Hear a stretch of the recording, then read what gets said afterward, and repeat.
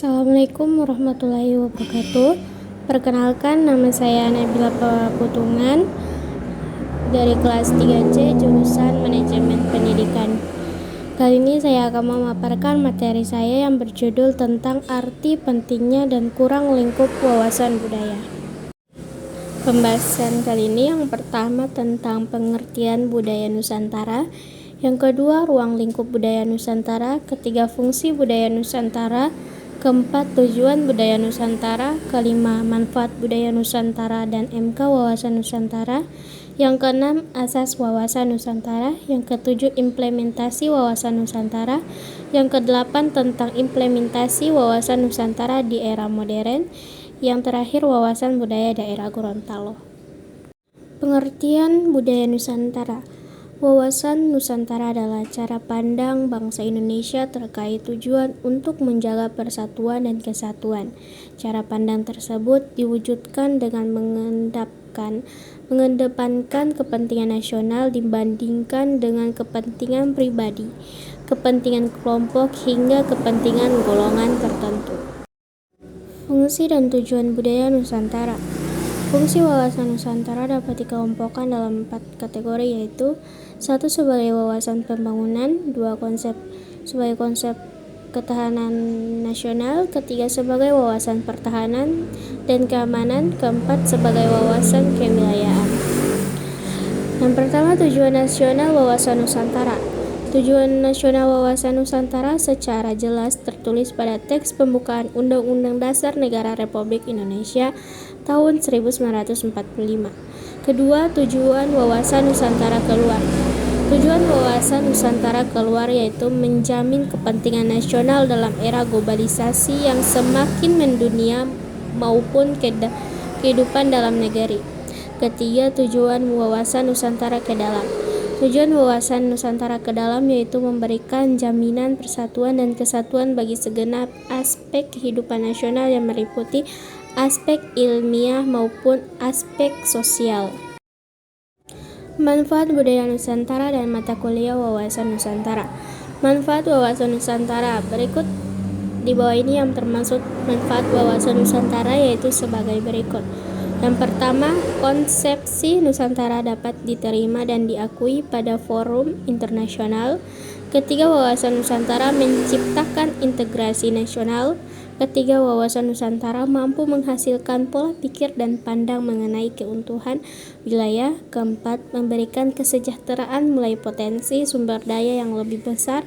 Kelima, pertahanan luas wilayah teritorial Indonesia. Manfaat mata kuliah wawasan Nusantara. Jadi, mata kuliah budaya Nusantara saat dapat menunjang budaya, literasi, dan meningkatkan sikap-sikap positif kemasyarakatan. 1. Indonesia mempunyai aset yang begitu besar untuk tumbuh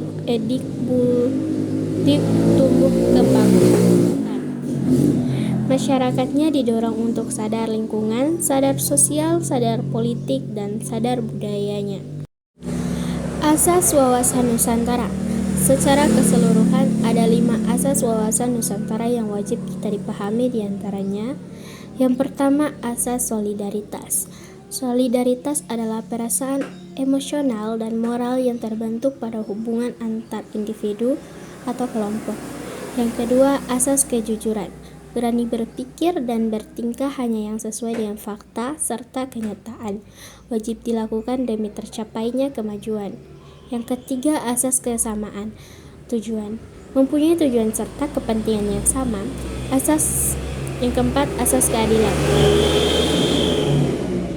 Seluruh elemen masyarakat mempunyai hak yang sama dalam mendapatkan keadilan dan mewujudkan tujuan serta cita-cita nasional.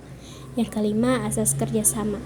Dengan adanya kesadaran pada tujuan serta kepentingan yang sama akan menciptakan kerjasama antar elemen masyarakat. Berikut implementasi wawasan Nusantara.